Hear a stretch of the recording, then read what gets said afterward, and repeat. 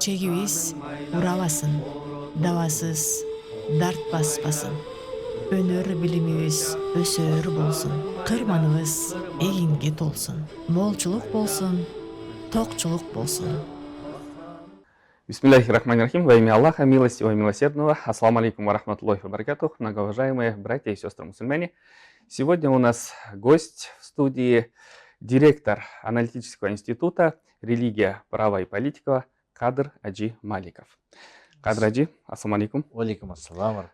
Спасибо большое за то, что вы выделили свое время. Мы понимаем, что месяц Рамазан, все заняты ибадатом, поклонением и разными другими проектами. Поэтому мы очень рады приветствовать вас. Спасибо большое за то, что вы отозвались и пришли к нам в студию. Ну и, безусловно, из-за того, что мы сегодня находимся в таком священном месяце, хотелось бы задать такой вопрос. Вообще, в чем заключается основной смысл поста? Основной смысл поста, если мы смотрим физически, то это, согласно шариату, воздержание в дневное время суток от еды, питья и близости, да, супружеской, от восхода до заката. Это технически. Но основное, самое более глубокое понимание, да, зависит от, насколько человек духовно, на какой ступени находится. То есть начинается оно с минимума, да, воздержания. Если человек более интеллектуально выше или духовно уже развит, да, имеет какие-то навыки, то это уже достижение духовных каких-то определенных ступеней во время поста. Первое. Это в первую очередь смысл, чтобы человек изменил свой нафс, улучшил свой ахлак, да, во-первых. То есть это цель. Хуснуль хулюк, достижение, это благонравие, путем воздержания или контроля своего нафса или своего эго. То, что мы называем гордыни, жадности, зависти, потому что основные все пороки, которые я перечислил, они исходят из понятия нафса, гордыни или тщеславия. То есть зависть, допустим, да, когда человек завидует другому человеку. Это сегодня бич мусульман 21 века, можно назвать, да. Когда мы не развиваемся, большая часть, она находится в стагнации в целом, да, то есть не развивается, да, вот. Второй момент, когда мы контролируем свой нафс, мы стараемся в большей степени развивать духовное начало, да, то есть духовное. Это мысли о Всевышнем Аллахе, это приближение к Аллаху Субхану ва Тааля через поклонение, через воздержание. Да? Почему? Потому что пост дает возможность опуститься, можно сказать, да? И попробовать почувствовать то, что чувствуют другие, да? Те, кто нуждается, допустим. Да? Это, я имею в виду, пост уравнивает, да? И бедного, и богатого. А второе, то, что когда мы воздерживаемся от еды, от питья, допустим, да, это должно быть происходить осознанно, соответственно, да, что мы жертвуем то, что человек привязан к телу, тело требует еды, питья, и мы кормим это тело, да, тогда, когда мы захотим. То есть мы контролируем свой желудок. Не желудок управляет нами, да, а мы управляем своим желудком. Это раз. Или своими, как говорится, животными началами, страстями. Это очень важно. Но в исламе такой момент. Работая над нафсом, нельзя его убивать. Потому что Аллах так создал нас, чтобы мы жили, продолжали свой род. Мы живем на земле, мы созданы из костей и мяса. То есть мы должны просто научиться управлять нафсом. Понимаете? Вот в этом случае. То есть это высшая такая цель. Да? Основная цель, конечно, поста, чтобы мы вышли после поста улучшенными, исправленными, да? А не только на время. Бывает так, что до поста человек он и врет, и обманывает, и такой нехороший человек, матерится. Во время поста он ангел, после поста проходит время, его хватает на день, на два, на месяц, бывает, самое лучшее. Да, вот. А так, это, конечно, пост, это напоминание, да? Мы становимся подобными ангелам. 1 месяц всего в году. но это подобие того, что такое вот все-таки духовное, да, начало. То есть, когда целый месяц духовное начало, дух, да, Мгм. он становится над материальным. Потому что, к сожалению, весь мир сегодня, все мусульмане, мы имеем внешний мусульманский вид, как бы исполняем даже намаз, но наши мысли, они заметили, они связаны с больше материальными, да, Мгм. вещами. То есть дуния, проблема дуния, это Мгм. большая проблема в сердце. Мгм. А как вы оцениваете вот вообще духовную ситуацию у нас в Кыргызстане среди населения? Ну, если честно говорить, вы знаете, конечно, не хотелось в Рамазан портить настроение и себе, и другим, но в целом, конечно, надо немного быть критичными, да, уметь видеть предметы такими, какие они есть. Мгм. Это многим не нравится. То есть на самом деле у нас мусульман много, но нету качества, да, не хватает духовности, не хватает морали, не хватает этики, нравственности, культуры не хватает. Мгм. А чего же говорить? Я просто приведу пример. Ислам – это система, в первую очередь, морально-нравственная система. Понимаете?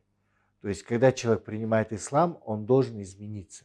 Человек должен быть другим. Мгм. Пример – это Аравийский полуостров, в котором была джахилия, невежество.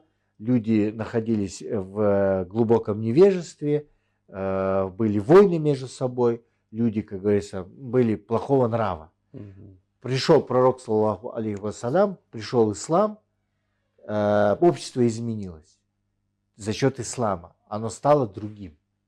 Понимаете? Мгм. Потому что изменился человек. Мгм. Когда человек искренне принимает ислам и становится не просто мусульманином, а мумином, уверовавшим, Мгм. то изменяется его отношение в первую очередь к окружающему миру, к семье своей, к соседям, к даже неверующим, да. То есть человек становится более нравственным. Ведь есть хадис, пророк, саллаллаху алейхи вассалям, сказал: «Иннама буисту лиутамима макаримуль ахлак». Да? И я был послан для того лишь, чтобы довести нрав до совершенства. Да? Мгм. И когда пророка спросил, бедуины спросил его, сказал: «Я Расулла Махвадин», да? «О посланник Аллаха, что такое религия?» А он ответил одним словом, сказал: Мгм.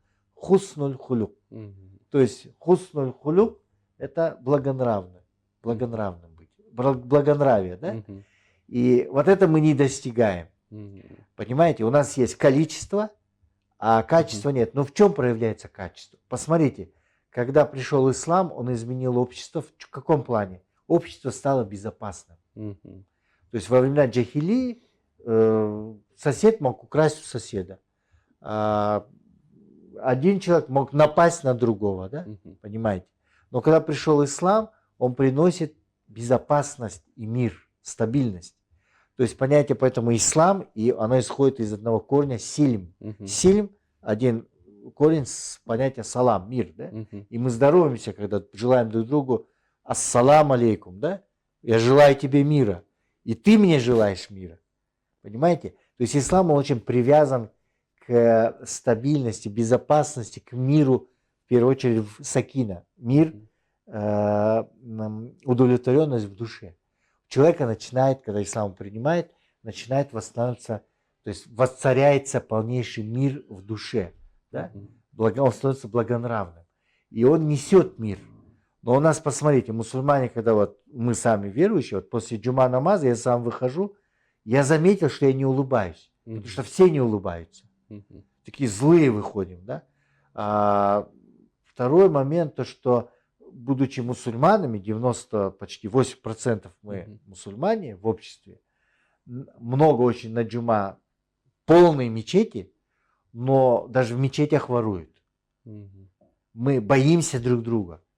Мы боимся друг друга и не доверяем. Если ко мне приходит кто-то, мусульман, я очень напрягаюсь. Друг друга все напрягаются. Любой человек друг к другу подходит Мгм. и думает, что ему надо от меня, да? Правильно? Мгм. Вот это вот проблема, да? Мгм. То есть преступления также остаются на таком же уровне, если не возросли.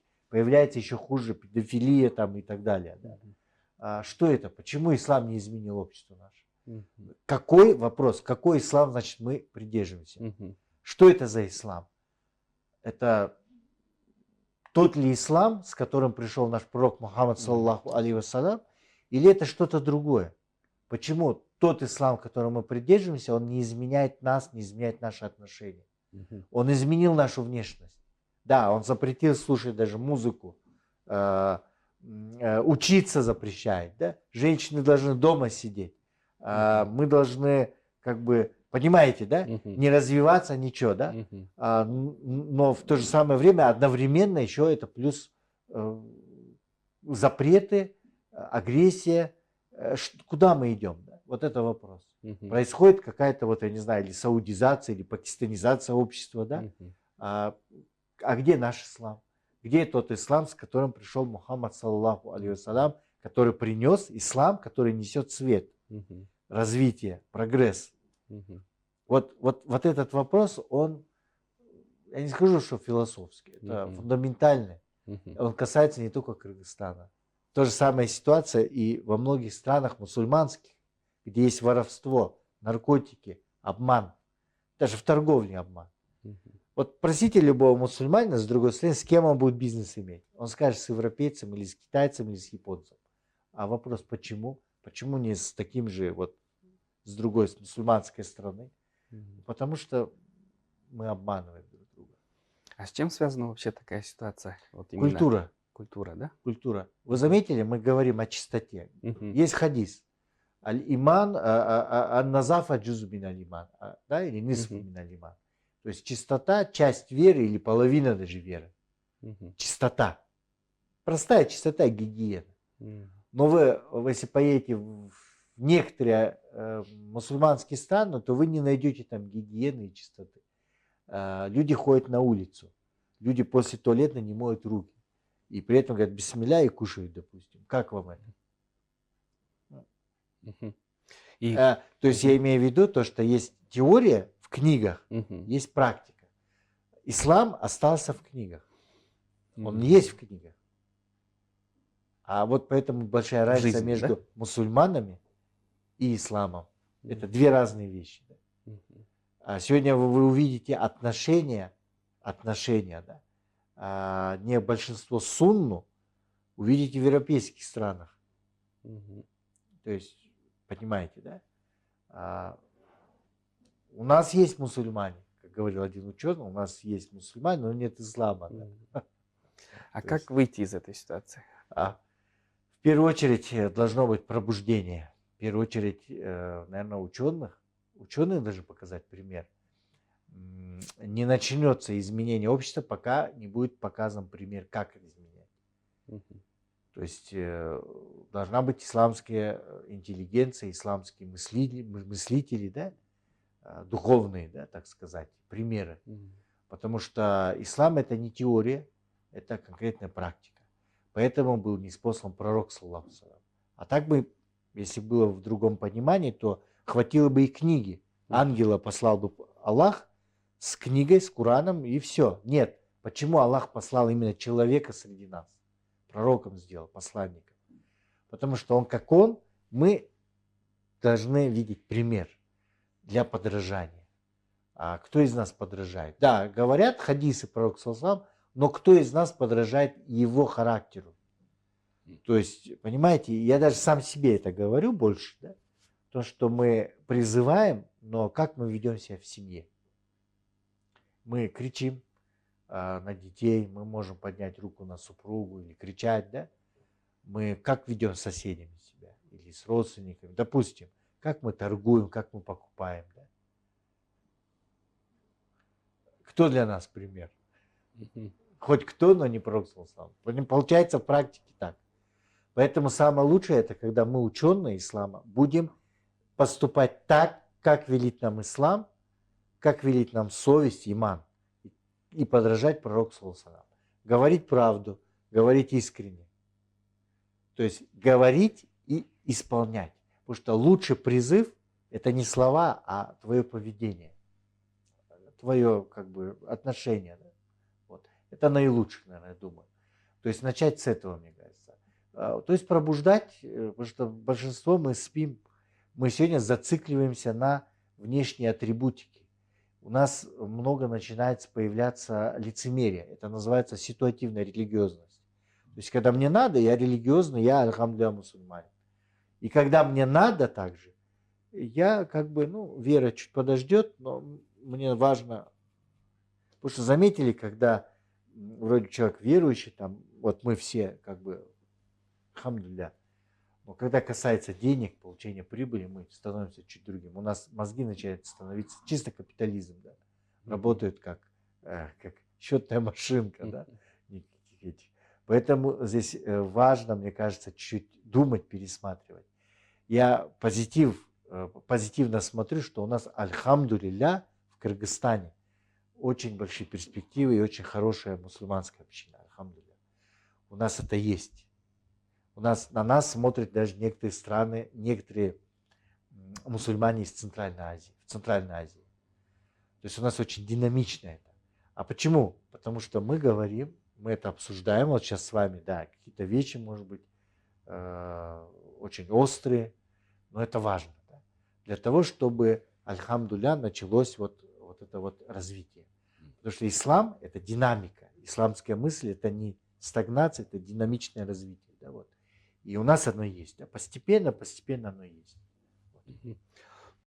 Некоторые люди, которые бы вот хотели, например, да, начать практиковать ислам, у них складывается такое мнение, и они говорят, вот в исламе разные течения, разные направления, одни одно говорят, другие другое говорят, и вот типа вот вы сами там внутри у себя разберитесь. Это мне вот, тоже да. говорят то же самое. Да, и потом типа потому что потом на я самом деле для подумаю. них сложно, потому что Это для них есть тяжело. сложность. Я Да. просто приведу пример, даже вот у меня знакомый, да, вот кто уже читает намаз, да, они мне вопросы перезадают или еще раз перепроверяют.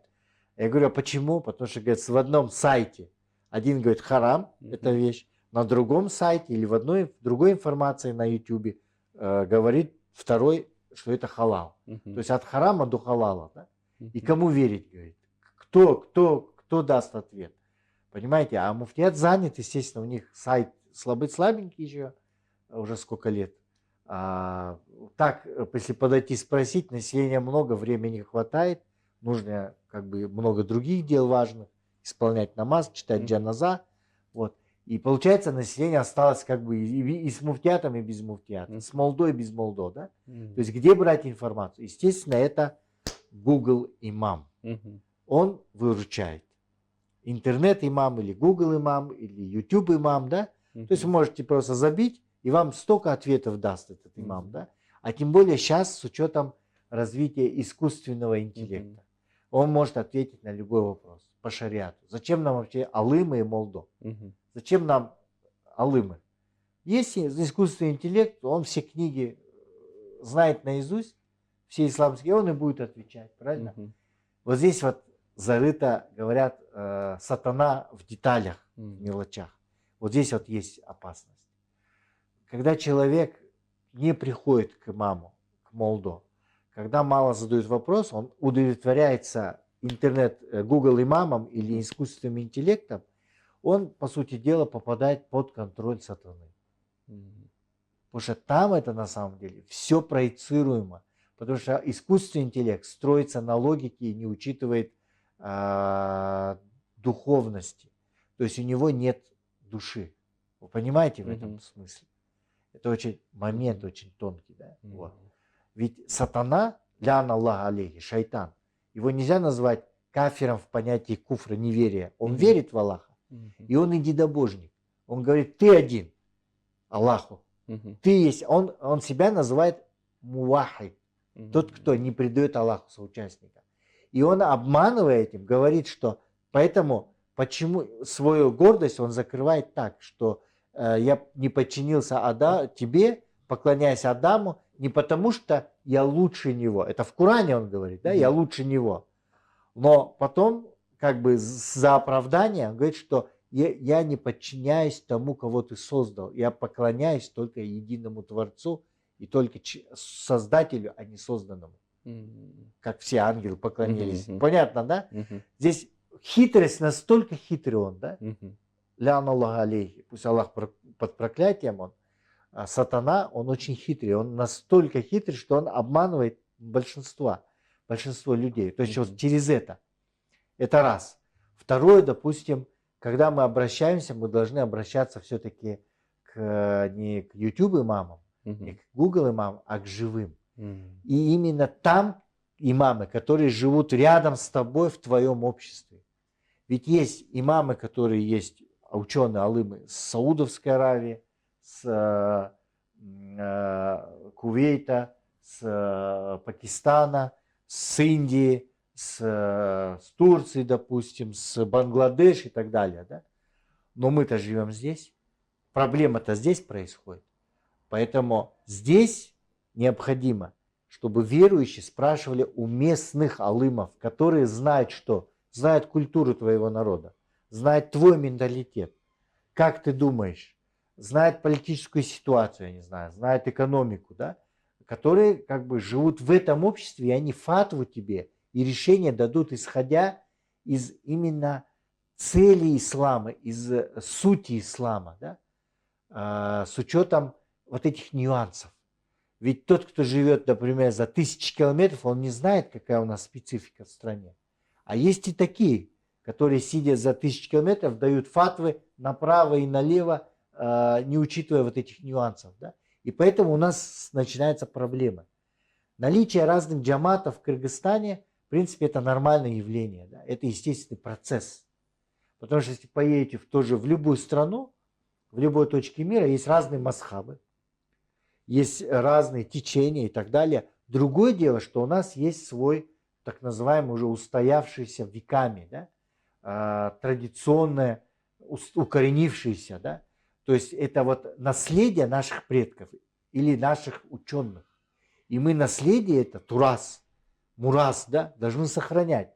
Это имам Матуриди, имам Абу Ханифа, имам Сарахси, имам Матуриди, допустим, и так далее. Извиняюсь, имам Бухари, имам Тирмизи также. То есть это все наше наследие в нашем регионе. Почему мы должны это забывать или откидывать? Ни в коем случае.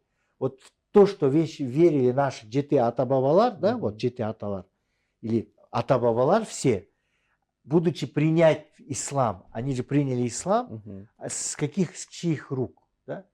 И вот эта вот цепочка, она не должна прерываться, да? Это наследие именно науки, научное исламское наследие. Вот. И у нас оно есть.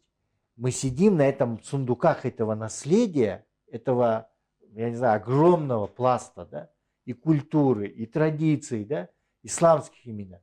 И зачем нам брать откуда-то привозное, да, слепо следовать этому? Кто хочет, конечно, нет проблем, мы не заставляем, да, но у нас есть свое. И вот у своих надо и спрашивать, потому что это уже сложилось веками и сложилось с обычаем. Из-за чего проблемы в обществе?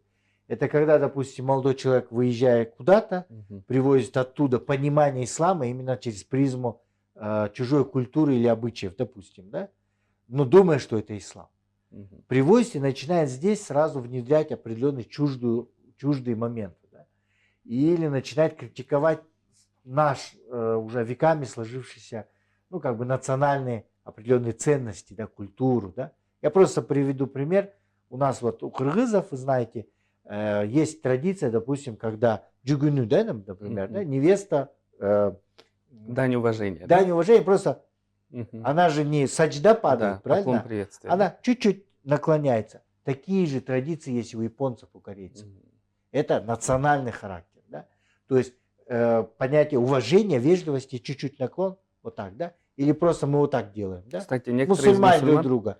Или запрещают это. Говорят, вот что я это... и говорю, что те, кто приезжает, мне говорят, это ширк. Это как это многобожие. Да. Но Типа это же сажда совершается, а поклон совершается только Всевышнему, говорят. самое главное это намерение. Понимаете? Да.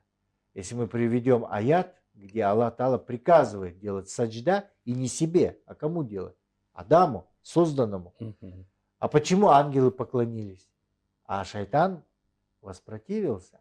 Гордость. Понимаете? Гордость причина. Это испытание было.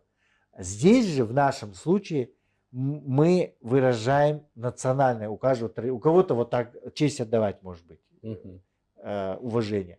Но у нас уважение, оно проявляется либо в полупоклон чуть-чуть, либо в приставании. Вот сейчас старый человек зайдет, ахсакал, мы же не будем сидеть, мы привстанем. А кто-то другой культуры, он останется сидеть, это его проблема. Это, говорится, их культура, нет проблем. То есть в чужой монастырь нельзя ходить со своим уставом. Да? То есть сюда приезжая, уважайте наши традиции, обычаи. Когда я еду, допустим, в арабские страны, или я учился в Иордании, у них свои обычаи. У них по-другому выражается, но у них тоже есть понятие вежливости. Да? Уважения, но только по-другому. Они подают кофе. Они не привстают, они чуть-чуть кофе подают, да, допустим, первым делом. То есть я уважаю их традиции. Я в жару одеваю их камис, допустим, одевал, да, арабские длинные, национальные, да, вот, допустим. Потому что жарко, потому что это удобно. У них климат другой. Я там это носил, но я не буду здесь носить. Потому что здесь у нас свои есть, как бы, сунны, свои традиции. А вот это вот очень важно понимать, осмыслить. Нельзя слепо копировать что-то. Ислам пришел для всех народов. Если бы ислам захотел бы, или в исламе стояла цель арабизировать всех, то мы бы сейчас бы сидели и говорили на арабском и в арабских одеждах. Но, согласитесь, есть ислам с малазийской спецификой, есть с турецкой спецификой, с китайской спецификой ислам. И с кыргызской, с арабской спецификой. Потому что ислам, он приходит, он нацелен на сохранение национальной культуры, а не растворение ее. Ислам нацелен на сохранение культуры. На это указывается аят, где Аллах Субхану ва Тааля говорит: я создал вас разными народами и племенами, чтобы вы узнавали друг друга. То есть Аллах хочет, чтобы мы были разными народами, разными культурами и так далее. Но Аллах испытывает нас через разные культуры, разные языки, чтобы мы узнавали друг друга, и что лучший из нас богобоязненный, а не тот, кто имеет там, не знаю, там цвет кожи другой, или цвет глаз, или состояние, деньги, допустим. Да? Нет, самый лучший перед Аллахом богобоязненный. Поэтому есть такая пословица, она недаром. Нет плохих народов, наций, есть плохие люди. Она не на пустом месте, эти все пословицы выходят. И поэтому вот здесь нужно очень четко различать это понятие. Да? Спрашивайте у своих молдов. Да? Есть джаматы в обществе, но уже не избежать, уже они есть. Да? Но старайтесь, как говорится, придерживаться то, что есть официальная версия. Да? Официальное духовенство, официальный сайт, муфтиат есть, да? Либо те молдолор, кто придерживается, ну, как бы, уже то, что у нас веками сложилось. Да? Вот. Да, есть аят, где Всевышний Аллах в Коране говорит: да, держитесь за верфь Аллаха и не разъединяйтесь. Да. Вот, но тем не менее, сегодня мы видим, да, вот наличие разных течений и направлений. Да. С одной стороны, возможно, как бы и проблемы не должно было быть, но проблема заключается в том, что некоторые направления, они считают себя на истинном пути, да, вот, и других заблудшими. Да, да, и это вот секта уже. Секта. Да, и вот у них такое надменное, да, какое-то отношение, типа вот мы на правильном пути, вы заблудшие. Насколько вообще это правильное понимание? Нет, это вообще неправильно. Я имею в виду, в исламе, знаете, наличие разных масхабов даже указывает на то, что есть понятие ихтиляф аль-ара называется, да? То есть разногласия, но эти разногласия носят научный характер. То есть наличие разных мнений – это нормально в исламе. Это как плюрализм мнений. Понимаете? То есть в этом есть благо. Потому что есть хадис, где пророк, саллаллаху алейхи вассалям, сказал, что ихтиляф аль-уммати рахма, да? Что разногласия в моей уммате, в ней есть благо, да? То есть иметь разные мнения – это хорошо. Но умма никогда не соберется на заблуждении. Да? Вот. Хадис тоже. То есть понятие, что большинство придерживается, то это правильно. Да? То есть 4 масхаба. Это хорошо. Разные. То есть каждый имеет право выбрать другой масхаб. Но проблема, когда появляется определенная группа узкая, да, которая считает себя избранной. Что все заблудшие, а они в раю. это, естественно, заблуждение. Это уже показывает, что такая группа, так рассуждающая, она является сектой, не принадлежащей к Ахль-Сунна валь-Джамаа. Тот, кто, допустим, говорит, что не надо масхабы держать, не надо придерживаться акид, да? Такого это беда все, допустим, акида матуридия, ашари, это все беда. Не надо держать. То есть они выходят тогда за рамки суннизма. Потому что в Ахль-Сунна валь-Джамаа есть свои критерии. Первое – это признание 4 правильных халифов. Да? Раз. Второе – признание кутубу ситта называется, да? Хадисов. Да? 6 сборников хадисов. Имам Бухари, Муслим, Ниса и так далее. Да? Третье – это принадлежность обязательно к одному из 4 масхабов. И последнее – это принадлежность к одной из акид. То есть или ашари, или матуридия. Если человек отрицает масхабы, отрицает акиды, да, допустим, то он не является даже суннитом. То есть он как бы фирка, да. То есть мы называем это как... И на это есть, кстати, фатвы даже. Во времена еще османского халифата были вынесены вердикты, хукмы, да, по отношению к таким группам, да, которые назвали, их прям прописано четко, что это не является из Ахль-Сунна валь-Джамаа, что это называется фирка далля, да, то есть заблудшие секты. Вот. И они всегда есть, это естественно тоже. И в христианстве, и в иудаизме сейчас тоже есть. И в исламе тоже, вот в мусульманстве тоже, среди мусульман есть разные группы течений. Вот. Но мы не должны делать друг другу такфир, ни в коем случае. Множество джаматов это хорошо. Главное, чтобы не было взаимного такфира раз и взаимного, как бы сказать, ненависти. Да? Вот. То есть, если главное, чтобы джамат или определенные вот эти группы не проходили во власть или не проходили, допустим, в муфтияты, да? Потому что сразу это будет настраивать другие джаматы против. Да? То есть определенная такая конкуренция, как бы враждебная начинается. Да? А вот просто, например, ну так сказать, существовать в умме, иметь какие-то центры, иметь научный подход, главное, культура общения должна быть, да? То это абсолютно нормальное явление. То есть мы все граждане одной страны, да? Мы не должны разделяться, даже среди нас есть вот соседи, ну, христиане, допустим, другой атеист, третий там буддист или тенгрианец, да? Это не значит, что я не должен разговаривать с соседями. Я наоборот должен разговаривать, как пророк делал. Он заходил, проведывал евреев, да, иудеев. Как он относился к другим, да? Как он относился к своему дедушке, своему дяде, да? Которые были язычниками. Как он относился? С уважением, с любовью, понимаете? Вот. Призывом. Поэтому в Коране говорится, призывай с мудростью и мягким словом, да? Вот. Потому что лучший призыв это мягкость. А тем более, как я должен относиться к брату верующему, который с другого масхаба придерживается. Все масхабы равны. Да? То есть Аллах смотрит на наши сердца. А масхабы это путь наилучшего достижения, как говорится, ну как бы сказать, практик. Да? Вот. Поэтому это как, некоторые спрашивают, что такое масхабы. Говорю, вот как в ушу 4 школы есть, 4 стиля. Это же все ушу. Но есть стили определенные, как бы, да, вот в ушу нет проблем поэтому. Кадраджи, ислам актуален на все времена. И вот каким видение верующих мусульман должно быть сегодня, на ближайшее будущее и вообще на дальнюю перспективу? Это, наверное, самый большой больной вопрос, то, что мы должны научиться думать вперед. Проблема, что наше прошлое, оно украдено. И будущее своровано. И прошлое. В плане того, эта концепция такая есть среди мусульман, да? В плане того, что мы живем в чужом, как бы сказать, будущем. То есть для нас, для мусульман, сегодня начертили определенные проекты, определенные карты, да? Где мы живем в их проектах будущего. И занимаем определенную роль, определенно играем и так далее, место занимаем.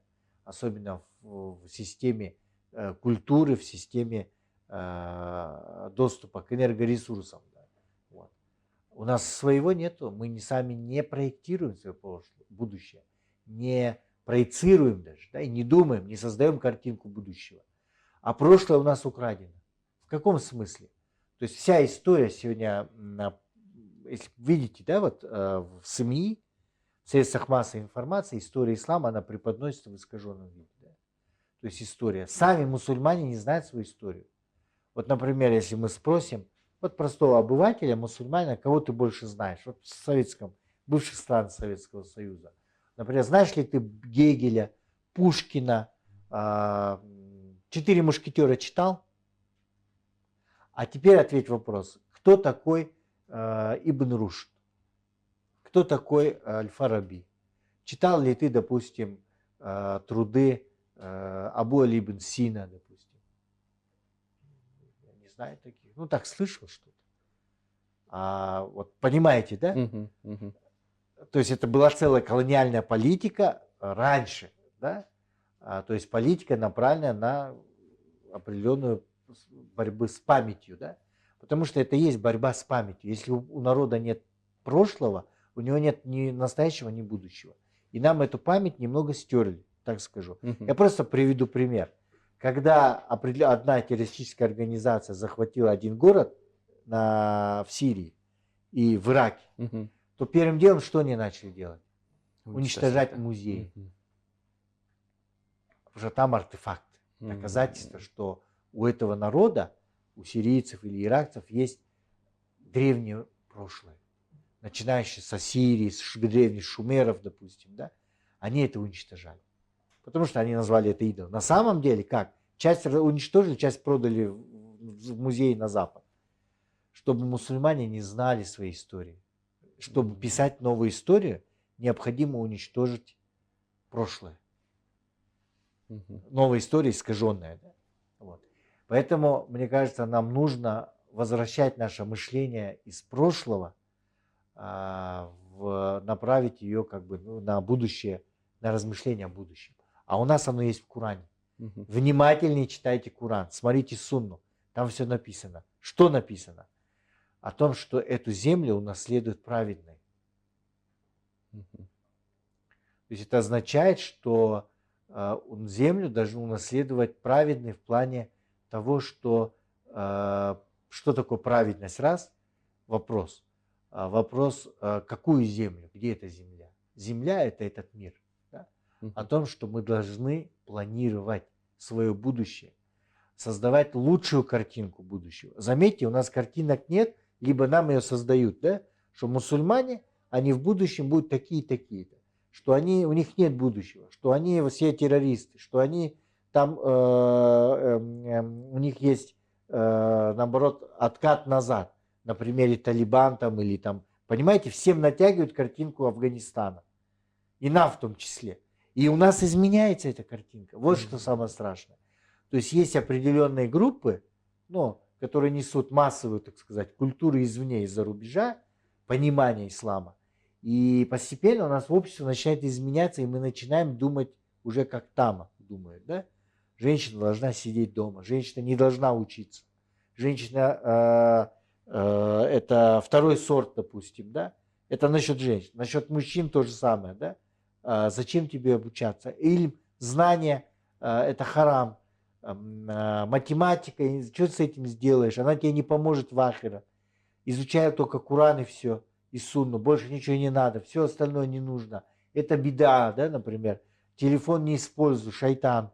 Новости не читай, не думай, не рассуждай, не используй свой разум. Это все от шайтана. Только молись и держи пост. Все. Вот такие мусульмане им нужны кому? Нужны на самом деле врагам ислама. Мусульмане не думающие, не рассуждающие, которые, пусть они молятся, мы не запрещаем молиться, они так говорят. Но самое главное, не мешайте нам грабить ваши карманы. Не думайте о своей экономике. Вашей экономикой будет заниматься дядя Сэм или там Джонсон. Да? Вы поняли? То есть мы должны наконец просыпаться, думать, уметь думать. Потому что мы не умеем думать. Вот проблема в чем. То есть в этом плане нам нужно как бы очень много сделать. Первые шаги это нам нужно развивать интеллектуальный ислам. но который строится в рамках наших традиций, нашего традиционного духовного наследия. То есть имеется в виду ханафизма, куда входит матуридия, суфийские практики обязательно, да, тасауф обязательно. Потому что без этого никак, да, потому что у нас из религии становятся сухие правила набор, да. Тасауф, он смягчает сердца, он заставляет где-то вот критически думать, да, посмотреть, увидеть мир вверх ногами, что называется, что мы вверх ногами, наоборот, ходим. Поэтому нам нужно вот так в этом плане двигаться, но для этого нужна поддержка государства. Без этого никак.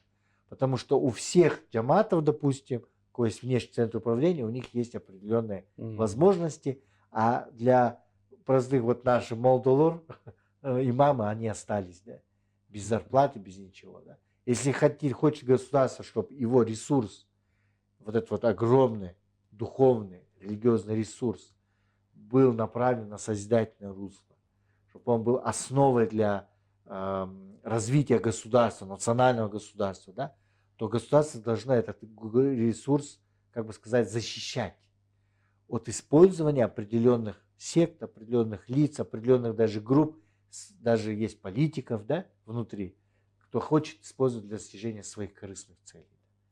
И должен, наконец-то, может быть, как-то найти выход, чтобы поддерживать и финансово, и технически на всех уровнях. Да.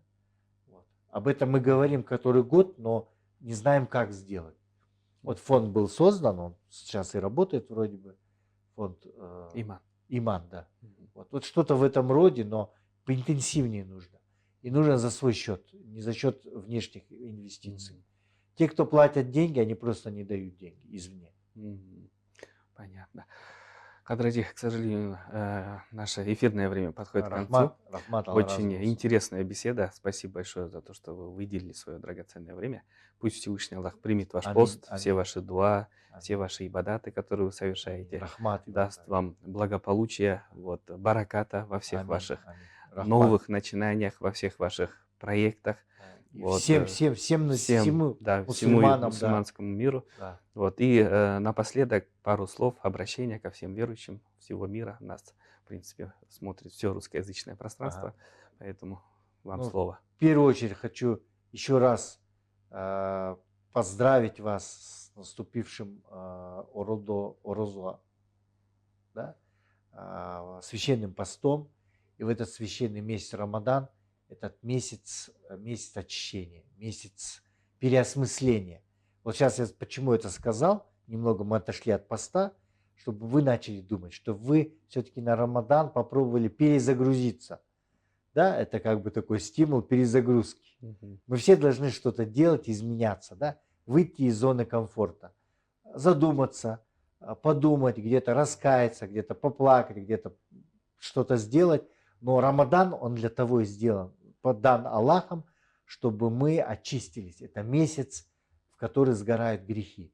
Я хочу пожелать, чтобы все наши грехи, у всех есть грехи, да, что были прощены. Пусть Аллах простит наши грехи, пусть исправит нас, мусульман, да, пусть объединит наши сердца, очистит наши сердца и приблизит к своей благодати, да, и чтобы мы все стали из Ахлюль Джанна, да, все стали из обитателей рая, все мусульмане, да, все верующие и все люди на земле. Потому что пророк был ниспослан, саллаллаху алейхи вассалям, с исламом, как месседж, послание всему человечеству. Да. И мы должны думать глобально и призывать, и думать о всех людях на земле. Ведь посмотрите, Аллах меняет как хочет и делает, что пожелает. Да. Сегодня вот на фоне Палестины открылись лица у многих стран, у многих элит, у многих людей, настоящие лица. Те, о которых мы думали, что они неверующие, там, европейцы, там, заблудшие, они сегодня в первых рядах ислама стоят. Да? Ну, можно сказать, делают это, да, по поддержке. Вот. А те, от кого мы ждали слов, они сегодня молчат. Поэтому делайте выводы сами. Аллах делает то, что желает и что пожелает. Спасибо большое. Многоуважаемые наши телерадиослушатели, я напомню, что сегодня у нас в студии был директор аналитического центра «Религия, права и политика» Кадр Аджималиков. Вот, спасибо большое за эфир. Всем мира и благословения Всевышнего Аллаха Субхану ва Тааля. До новых встреч. Ассаламу алейкум ва рахматуллахи ва баракатух.